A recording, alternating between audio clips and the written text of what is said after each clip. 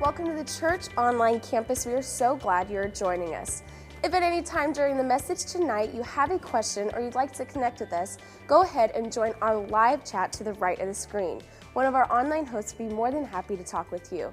For all other questions regarding our church and what we're all about, go ahead and visit welcometothechurch.com. Now here's tonight's message. Enjoy.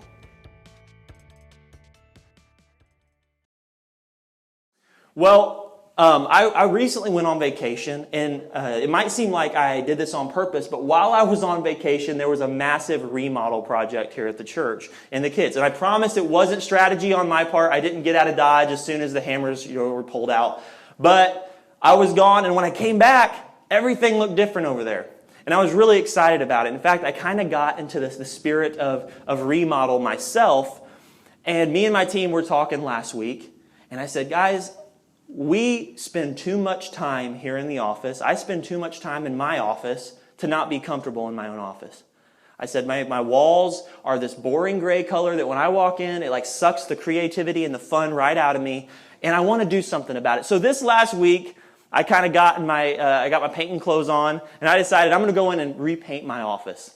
I decided to do a little TLC to the team's work area back there. So I went out on Friday, I actually did it on my day off. Me and my wife Cheyenne, we went and got some painting stuff, and we came into the office bright and early, and I started to paint. Now, I'm not a professional painter by any means. There's no, if you have any questions about painting, don't ask me, but I do have a little system that I go through every time I paint.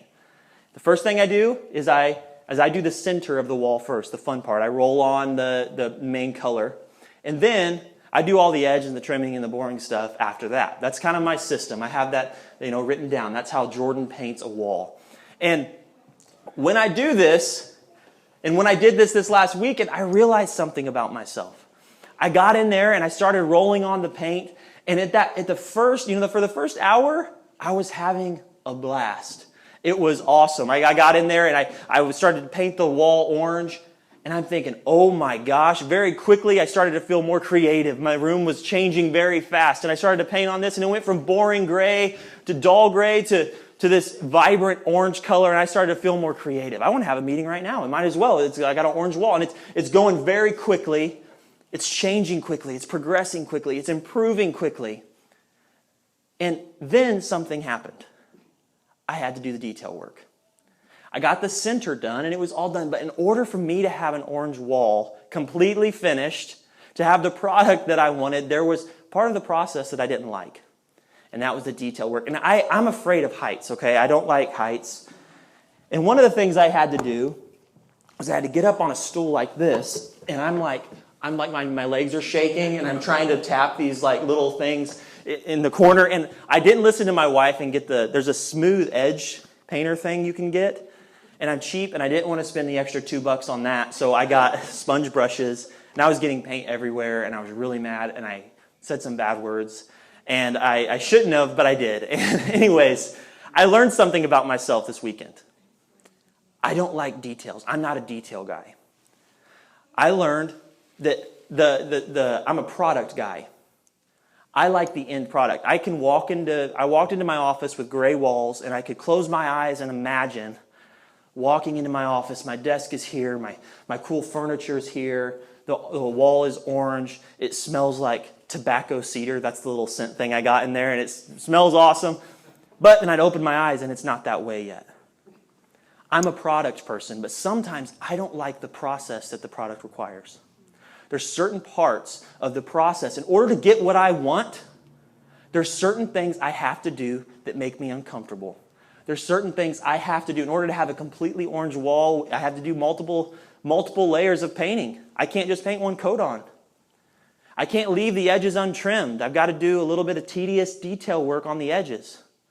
I've got to make sure I don't get paint on this wall. There's a thought process, and there's parts of this process to get the product I want. There's parts of the process that just aren't that fun. And when we accept Christ, the same thing happens. When we accept Jesus, something happens. He has a calling for you. He has something He wants for you. He has a point, if you're at point A, He's got a point B laid out for you. This is who you are when you accept Christ. This is who He wants you to be. And God never does anything in an instant.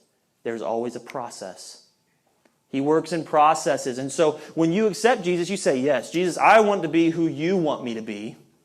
I don't want to be this old me. I don't want to live in sin. I don't want to keep dabbling in all this other stuff I'm doing. I want to be a better me, God, and I accept who you say I am, and I want to be that person.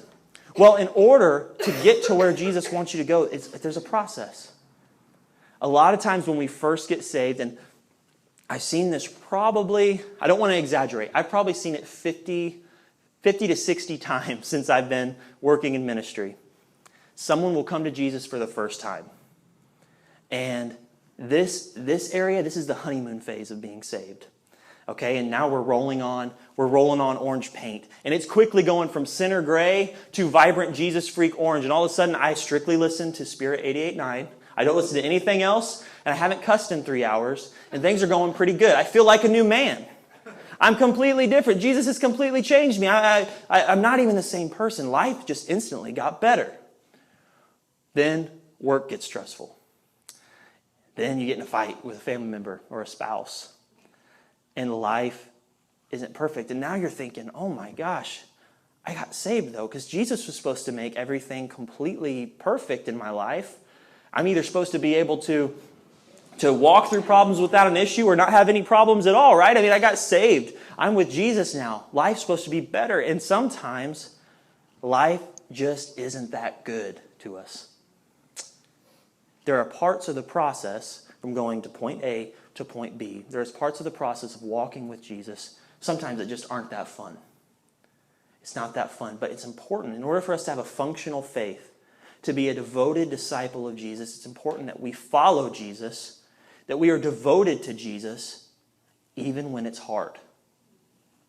Even when it's hard. That we don't go hands off and just up and quit. If I would up and quit this last weekend, I would have a wall that was orange in the middle, and that's about it. And sometimes that's what we look like as Christians, is we're Christians here, but we're not Christians there because there's certain areas that we're just not comfortable devoting all the way and doing what it takes to be a devoted disciple of Jesus Christ. And today we're talking about dysfunctional faith, things we need to avoid in order to have a functional faith in Jesus. I had a personal run-in with the process a few months ago. We were doing some staffing changes here at the church, and we hired on 2 staff members. My dad was going to be gone for about a month and a half, and so I had to take the wheel for this amount of time. And so I'm thinking, okay, I'm going to be leading things I've never led. I'm going to be leading people in a more intense way than I've ever led them, because now we're bringing them on as staff members. There was some things that I was a little bit scared about. So I looked at my life. I started to look at all the areas of my life, my walk with Jesus, my marriage, my health, my study habits, and I started to make changes.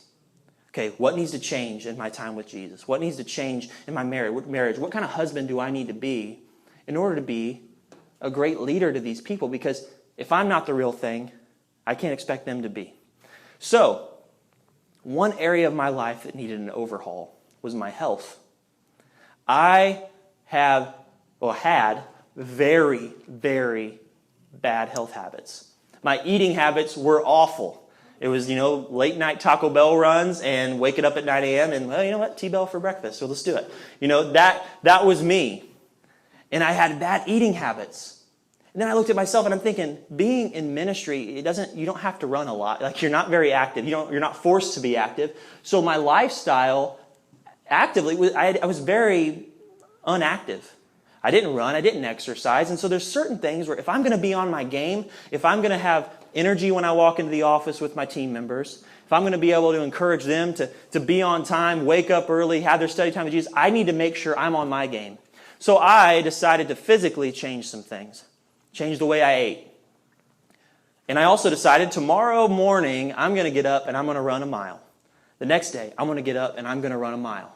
The next day, I'm going to get up and run a mile. So I went back home, and I told Cheyenne, hey, babe, I'm changing some things. Tomorrow morning, I'm going to get up, and I'm going to run a mile. And then she just smiled at me, because I said that probably 50 times. Hey, tomorrow, we're going on a diet, so let's go eat out now, just to get it out of the way. And then tomorrow, we're going to get real on this thing. But this time, I did it. The next day, 5:30 a.m., I woke up, and I ran a mile, and it hurt, because I was out of shape. That Taco Bell from the day before didn't agree with the mile that I ran at 5:30 in the morning. But I did it. The next day I did it. The next day I did it. And for a week, I ran a mile every morning. The next week, I thought, let's take this a little further. Because if there's no pain, I'm not making any progress. So let's go harder here. And I went 1.5 miles the next week. And it hurt, but I kept going. The next week, I was stoked. I started to run 2 miles. I've never run 2 miles without stopping in my whole life. But that week I did. And I did it every day. And I didn't stop. And when it hurt, I didn't stop. Then the next week, I ran 3 miles for the first time. And so I was talking with my mom after this, and she's been a runner for years. She's done half marathons and all these crazy things. And so she said, if you can run 3 miles without stopping, you can do 6. You could push yourself through to 6. And so I said, you know what? I'm going to do it. I'm going to do it. But first, I want to bridge the gap a little bit. So I did 4. That night, I ran 4 miles for the first time. And at this point, I'm thinking, I should probably start thinking about the Olympics at this point. Something's going on. I think I got a future in this. In a month, I'm able to run 4 miles now. And so then anyways, I did that for a week. I did 4 miles. I'd do 3 miles one day and 4 miles the next. And then me and Shai decided to go on a vacation. And the night before we went on vacation, for the first time ever, I ran 6 miles. I did a 6-mile run without stopping. And so I remember I kind of started to get a little cocky, and I was thinking, I'm going on vacation to Indiana. Indiana has way better air quality than California. It's cleaner air there. I'm going to be able to run 10 miles in Indiana. This is going to be awesome. And I started having these visions of walking into, my grandparents' house. This is really lame now that I'm regurgitating this, but walking into my grandparents' house and then being like, where have you been? Well, I ran 8 miles. No big deal. Really bragging to my grandparents. My grandpa is going to be so impressed with me. My aunts and uncles, they're going to be impressed. Jordan can run 8 miles, and they're going to be talking about it every day. And, I started to think, I'm going to impress my family when I get there. And so I got some cool running shorts and some nice running shoes. And I got to Indiana, and my grandparents picked us up from Chicago, and were driving us back to Angola. So I started to kind of ask my grandpa, because he's always ran, and he's done half marathons and stuff like that too, what are the routes that you train on? And he said, if you want a really hard run, it's short, but it's hard. There's a 2-mile route here, and it goes around our neighborhood. There's a 4-mile route here, and this one's very tough. And then you can, if you want to run 6 miles, just run from our house to this place. So I was thinking, well, 6 miles, I can run 6 miles. So I might as well skip right to that, because I don't need to do this 4-mile stuff. But I thought, I'm on vacation, so tomorrow I'm going to take it easy, and I'm going to run 4 miles. Well, I got up the next day, and I started out on this 4-mile run. It was all I could do to do 2 miles. I've always hated running. I quit football because of running. I've never liked running, but I've never hurt so bad as I hurt when I ran I almost ran that 2 miles in Indiana. But I realized something. There were a couple things I didn't account for. When I started running in Indiana, I realized, yes, the air quality is way better, but there's a little thing called humidity. And it doesn't matter how much water you drink in Indiana, because it's going to end up on your clothes when you run. You sweat it all out. I was very I just lost my word. Dehydrated. I was losing liquid very quickly. I was breathing in this thick air. It's 500 times thicker there, and I wasn't used to breathing that air. And so my ribs are hurting, and I feel like I'm going to die. And also, what I didn't account for was here when I run in Visalia, it's flat. There's a thing called hills in Indiana, and I guess I never ran on them before. But my grandparents live in a lake town. It's beautiful. It's awesome to run, and you can see the boats going. But it's not as pretty when you feel like you're about to meet Jesus. And I was running around this lake, hills, ups and downs, that I haven't run on before. The air was different. What I was taking in was completely different. And the landscape, the area I was running on, had changed. But I had to make a choice at this point. The next day came around, and I remember laying in bed. My grandparents have such a comfortable bed in their guest room. It's just ridiculous. So I'm laying there, and I'm thinking, I can get up and run, or I can just go in vacation mode and chill. But I thought, here's the deal. I've gone this far. I got to keep going. So I did it that whole week. I ran that 2-mile run. I didn't get past 2 miles, but I ran that 2 miles hard that week. The next week, I did 3.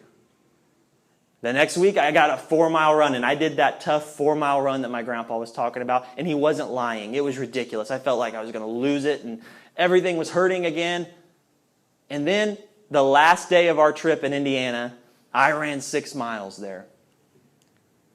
In an area that was harder, more difficult, in a landscape that I hadn't run in before, it was kind of a mystery to me, I ran farther than I'd ever run. Not because when I went to Indiana I got this innate ability to run 6 miles, but because I focused and I pushed through pain. And I returned here stronger than I was when I left. Why? Because I figured out how to push through pain. In order to have a functional faith, we've got to understand something, that when we accept Jesus, there's a process that we start on. In this process, there's going to be some times where, like running, I went from lazy gray to I'm able to run 6 miles orange really quickly. But at some point, there will be details and there will be parts of the process that are not fun. But in order to be stronger, in order to have a functional faith, one that's real, one that's not banking on all the good times and not really caring for the bad times, and one that's not this but not that, if we're going to have the whole picture, if the whole wall is going to be orange, if our faith is going to be fully functional, we've got to understand that the entire process is important. Let's do this. Before we move on, I want us all to say this together. We're going to put it up on the screen. The process, say that after me, the process is important. Let's say it one more time because that was really lame. The process, there we go, is important. Awesome. Okay. The process is important. And here's what I want to do right now. I'm going to talk through a man in Scripture who went through a crazy process. This guy had a heck of a process. And I don't have time to read all of his story because we'd be here for hours. But I do want to talk through a good bit of his story. And then we're going to read a passage from the end of his life. And it's pretty incredible. This guy's name is Paul. Paul, his name started as Saul, actually. Saul was a bad man, okay? He was a sinner. He wasn't just a sinner. He actually would hunt down Christians, kill them, capture them, arrest them. He persecuted Christians. That was his job. He got paid to do that. So one day, Saul is riding to this town called Damascus. And Saul is going to, he's going to go get more Christians. And so it's kind of like that, hide your wives, hide your kids, hide your husbands, because he's persecuting everybody out there. He was going after every Christian he could find. Him and his dudes, they would go grab the Christians, drag them off to prison. On his way to Damascus, Jesus intervenes. A big light shows in the sky. He knocks Saul on his butt and says, here's the deal, man. You're done persecuting Christians. You're going to follow me now. So he leads him to a town. A man named Ananias comes. And Ananias helps convert Saul to Christianity. Saul then, he no longer persecutes Christians. Saul is now preaching. He went very quickly from persecuting Christians gray to the Apostle Paul orange. His name was changed. Now he is a pastor. Now he's a pastor to pastors. He plants churches, and he trains up these leaders, and then he plants more churches, and he trains up those leaders. But here's the deal. That's very exciting. Very quickly, things started happening in Paul's life. The problem was the people he used to work for, they didn't like it very much. So one day, as Paul's preaching, he gets arrested. Now, the same jail that he dragged a Christian to, he's sitting in.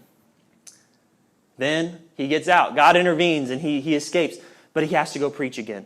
He knows this is what Jesus has called him to do. So he goes and he preaches the gospel again. And then, guess what happens? He gets arrested again. Then he gets out. But instead of stopping right there, he goes and he gets arrested again. And then he gets out. And then he gets on a boat and he goes to another area to plant a church. And his shipwrecks. Then he makes it to shore, barely survives. Then a poisonous snake bites him. And at that point, it's got to be like, okay, God, seriously, like, what the heck's going on here? I survived the shipwreck. Then a snake bites him. He survives. He keeps preaching. Then he gets arrested. Then he keeps... This was his cycle. Paul's process was very up and down. But Paul remained devoted through his entire life. And this is 2 Timothy, I believe 4, it's going to be on the screen here. There we go. Paul, where this takes place is this. All of Paul's writings in Scripture, they're letters. Okay, so he's going to write letters to pastors. Timothy, these are Paul's last 2 writings, okay? Timothy is someone that he's trained up. And basically what happens is this. Paul is in prison for his last time. He's getting ready to die. And Paul knows this. He knows he's at the end. And so he writes to this guy that he has trained. And this is what he says about his life. For I am already being poured out like a drink offering. And the time for my departure is near. And I love this. I have fought the good fight. I have finished the race. I have kept the faith. Now there is in store for me the crown of righteousness, which the Lord, the righteous judge, will award me on that day. And not only to me, but also to all who have longed for his appearing. He's done. He's getting ready to die. This is Paul's happy ending. He dies captured. But he's so full of joy because he knows that the thing God has for him is so much greater than all the things that some would say he missed out on in this life. Paul missed out on a lot of friendships, probably. Paul died for the cause of Christ. But to Paul, can we put that verse up there one more time, Danielle? Now there is in store for me the crown of righteousness, which the Lord, the righteous judge, will award me on that day. That crown of righteousness, that thing that God had for him, is so much more important to him than the trials that he went through. When Paul was sitting in prison and then God released him from prison, now he's going out and he's preaching again. He's probably fearing for his life. People wanted to kill Paul. But he saw the crown of righteousness. He knew that the thing God had for him was so much greater than the ease of quitting. Paul had a functional faith. That verse says he kept the faith. Through all the ups and downs, Paul remained a devoted disciple to Jesus Christ. Today, as we continue dysfunctional faith, here's the word we're going to focus on. Last week we talked about being offended and how offense can creep in and give us a dysfunctional faith. This week, we're going to talk about excuses. We're going to talk about sometimes we make excuses, and these excuses can creep in and give us a very dysfunctional faith. So if you're taking notes, I want you to write down this. Excuses, the enemy of the process. There's a process that we're all on that God wants to take us through, and God wants to work with us through these ups and downs. But sometimes when it gets tough and life starts hitting us and we're running uphill, we're running up a bigger hill than we've ever ran before, we want to just say, you know what, right now I need to stop for a while. And we make excuses, but these excuses are detrimental. They really hurt the process. There's 2 things. Basically, we're going to finish off with this. I'm going to give you 2 statements that when excuses creep in, when you start feeling like life is bumpy right now, the process isn't fun anymore, I don't feel like the wall's being painted as quickly, and you feel like quitting. These are 2 excuses, or 2 statements that I want you to make to yourself. There were times when I was running uphill and I probably looked like an idiot. I really probably did. I would be out in the woods in Indiana running, and I was like yelling to myself, hey, you got this. You do not quit, Jordan. You got this. This is an easy run. Easy run, baby. I kept yelling that to myself. I probably sound like a moron if someone were to drive by. But that said, there's things, sometimes we got to just talk ourselves up a little bit. And these are 2 statements I want you to tell yourself when life with Jesus isn't fun anymore. The first one is this, is the cause is greater than my can't. The cause is greater than my can't. Here's what we're going to do. I'm going to look in the book of Luke right now, and there's a story of a man who put on a banquet. Let's go ahead and put that up on the screen, Danielle. Basically what's happening here is there's a master of this area. This is a parable that Jesus tells, and this is going to parallel with us, and we're going to talk about it here just in a minute. But a certain man was preparing a great banquet, and he invited many guests. At the time of the banquet, he sent his servant to tell those who had been invited, "Come, for everything is now ready." Now, we're going to stay here just for a second, and I want to emphasize something. To tell those who had been invited, okay? This isn't a day of invitation. This isn't they're sitting down playing chess at their house and this dude shows up. "Hey, there's a banquet, let's go." This isn't that. These people have agreed to come to this banquet beforehand. Okay, they've been invited. These were guests that the master is expecting. All right, let's continue on. But they all alike began to make excuses. The first said, "I have just bought a field and I must go see it. Please excuse me." The other said, "I had just bought 5 yoke of oxen and I'm on my way to go try them out. Please excuse me." And the other said, "I just got married, so I can't come." Let's continue on. The servant came back and reported this to his master, and the owner of the house became angry. And he ordered his servant, "Go out quickly into the streets and the alleys of the town and bring in the poor and the crippled, the blind and the lame." "Sir," the servant said, "what you order has been done, but still there's room." And the master said, "Then go out into the lanes and the back alleys and invite any who would come, but those who were invited before, they're not going to taste of my banquet." And so this is a picture that Jesus is telling. This isn't a literal story. This isn't something that, he was mad because people didn't come to his birthday party. That's not what Jesus was doing. Jesus was telling a story to parallel alongside how we treat our relationship with him sometimes. Like I said earlier, those people said they had been invited. Okay, so these people were agreed to come. They were expected by the master to be at his banquet. Then, when it came time for them to do their part and show up, they said, "I can't. I can't. Oh my goodness, I know I said I would come to your banquet, but I just bought some land and I've got to go look at my land. You know what? I know that I said I'd be at your banquet. I know you prepared all these crazy, awesome things for me." These banquets back then, by the way, they weren't like a 3-hour birthday party. These were 7-day celebrations. The master would have invested a lot of time and effort into this banquet for these people.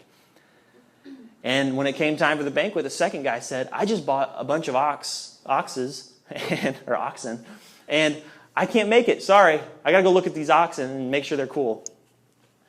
The last person said, "I just got married, so I can't come." Now, I want to explain this for you before we keep going. Jesus is not at all saying in this passage that having a job and having land is bad. He's not saying, if you just got married, you need to ditch your honeymoon and get to church. What he's saying is are you putting your spouse in front of your relationship with him? Are you putting your job in front of your relationship with him? Are you putting a possession or something that you've got going on in your life right now, are you putting that in front of Jesus? And at the end of this passage, it says the master said, those who were invited but made excuses, they're not going to taste of my banquet. It's impossible for us to get what God has for us if we're not willing to do what God's telling us to do. It is impossible for us to get what God has for us if we're not willing to say yes to what he has for us and give up the things that he's saying to give up. There's a couple areas that we make excuses in. Okay? And I want to talk pretty stern about these, okay? Because I love all of you and I love this church. One of the areas is sin. Sometimes we make excuses when it comes to sin. Culture right now in the world is such where you can't tell anyone that anything is wrong. If you say the word sin, all of a sudden you're a bigot now.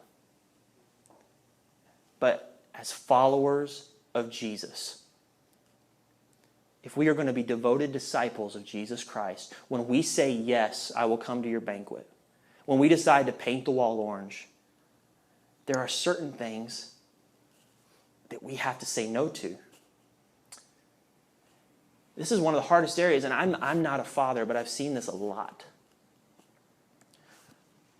We'll be talking to someone, and they'll say, here's the deal. I want to stand up to my family and say, hey guys, there's some things going on in this house that are wrong. I know God doesn't agree with it. But if I stand up and say this to my child and say that they can't do this when they live in my house, there's going to be hell to pay in our living room. There's going to be a fight, and I don't want a fight. There's going to be stress in the home. There's going to be tension, and I don't want tension with my kids. But here's the deal. God is saying, I have all these things for you. I have all these things for your family. Don't put that in front of what I have for you. Sometimes we've got to do the hard thing, do the hard part of the process in order to get the product that God has for us. Some of us are saying, here's the deal. I just like Thirsty Thursdays with my coworkers, and it's a lot of fun. And if I don't go and drink with them on Thursday nights, we don't do anything crazy, but sometimes I might drink a little too much. I know, but Jesus, here's the deal. I can't give that up because then I'll lose friends. And I have these friends and I don't want to lose them. And then they're going to be mad at me. And I will serve you in every other area of my life. But when it comes to this thing that you're saying is wrong, I can't comply. That's an excuse. That's an excuse not to come to the banquet. And when we say yes to Christ, we need to say yes to all of Christ and all of the things He has for us. And sometimes that means saying no. One of my favorite pastors, and I listen to him all the time, all of his leadership stuff. He doesn't know me, but he's a mentor of mine. His name's Andy Stanley. And Andy Stanley says this. He prays this over his kids every night. Jesus, help us do what you say, even when it's hard. Even when it's hard. I'm telling you, and because I've done it before, and I know people who have gone through these things, saying no to sin sometimes is hard. It's not always as easy as I'm doing something bad, I need to stop doing it. Sometimes there's relationships involved. Sometimes there's tension involved. There's anger and there's fights that can come out of it. But the cause of Christ, what He has for us, the banquet that He has set before us is so much better and so much greater than our reason that we can't do it. That's one area. The other area is in our priorities. Sometimes we say we can't because we have our priorities mixed up. And this one's a little more down to earth. This one's a little more real.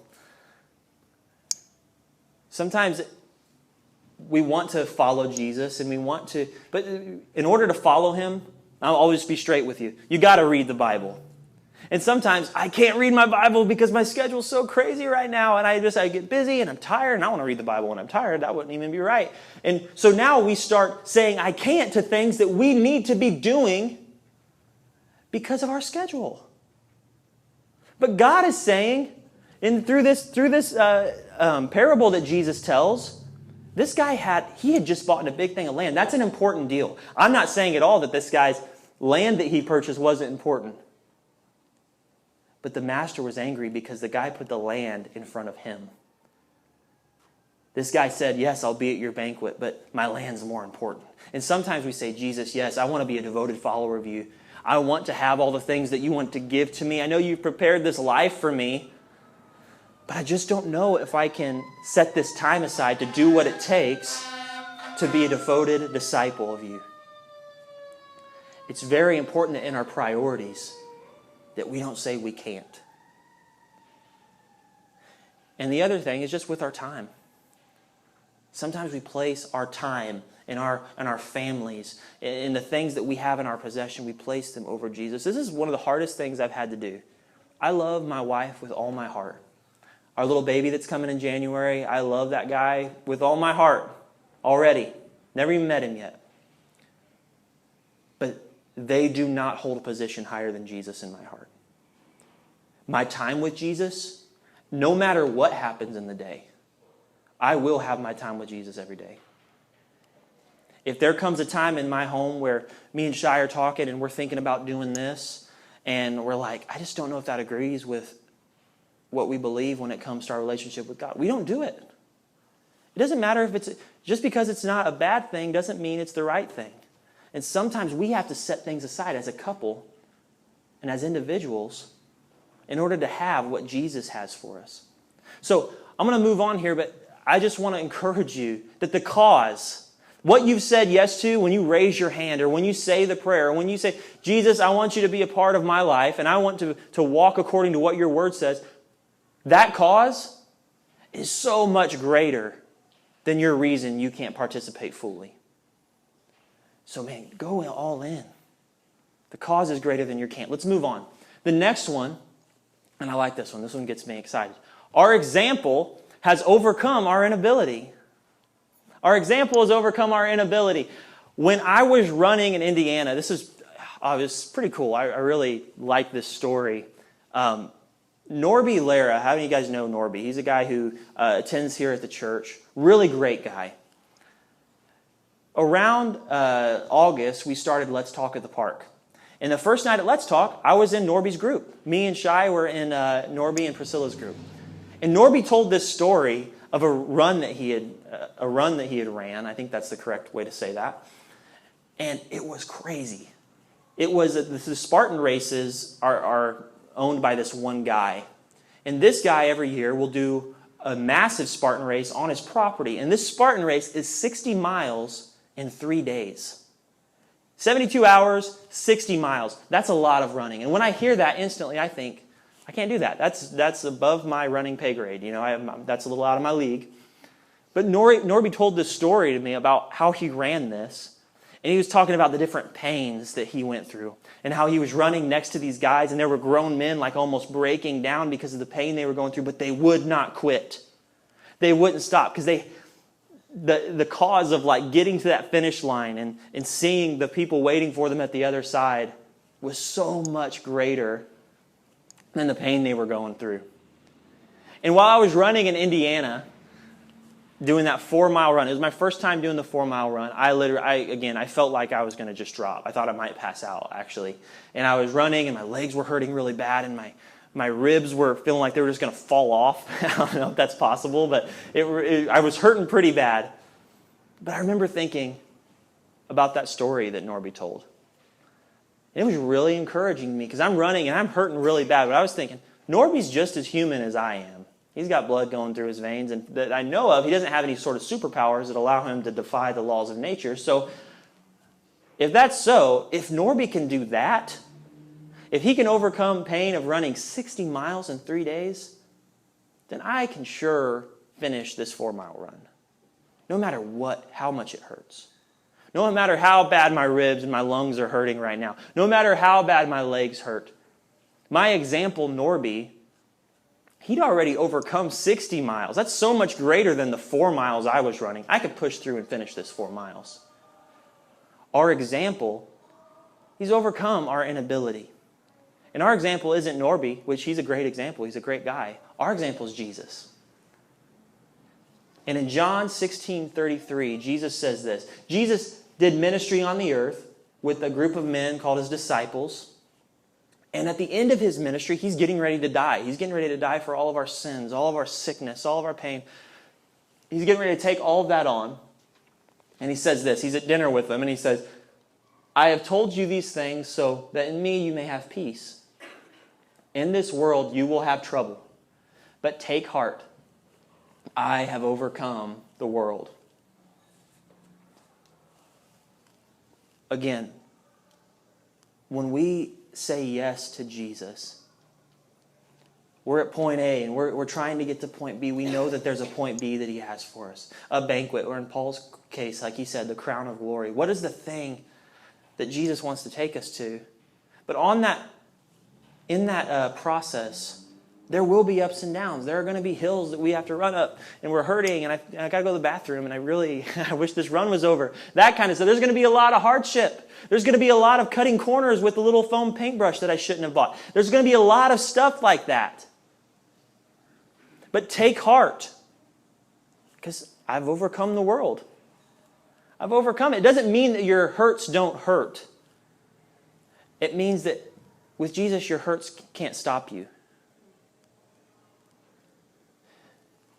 In our inabilities, the things that sometimes become an excuse for us, it doesn't mean that they're not big deals.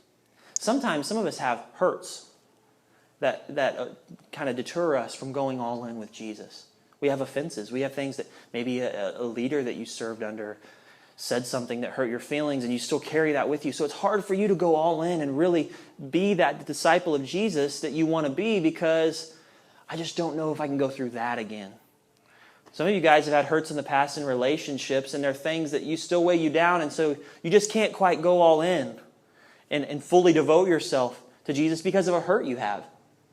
Sometimes it's a mental or spiritual or physical ailment that we're feeling. Man, I'm really depressed right now. And once this funk is over, once I kind of get out of this season where I'm depressed, Jesus, I will do everything your word says. But until then, I'm going to have to just kind of lay out for a while and let myself, get better here. By no means am I saying that an inability or a weakness that you feel within yourself is not a big deal. But when we say yes to Jesus, He becomes a part of us. He comes inside of us, and He lives in us, and He lives through us. The Bible says, Paul says, I can do all things through Christ that gives me strength. Jesus becomes our strength. And to say that something you have gone through or something you are going through is too big for the Jesus inside of you to help you through, that is to say that He doesn't have the power that He says He has. The Bible says He's overcome the world. He's overcome sin. He's overcome sickness. He's overcome pain. He's overcome that hurt, that stupid thing that someone said to you that still is on your mind all the time. He's already overcome that. He's forgiven them, and He loves you enough to grab you and walk through it with you and help you through these situations.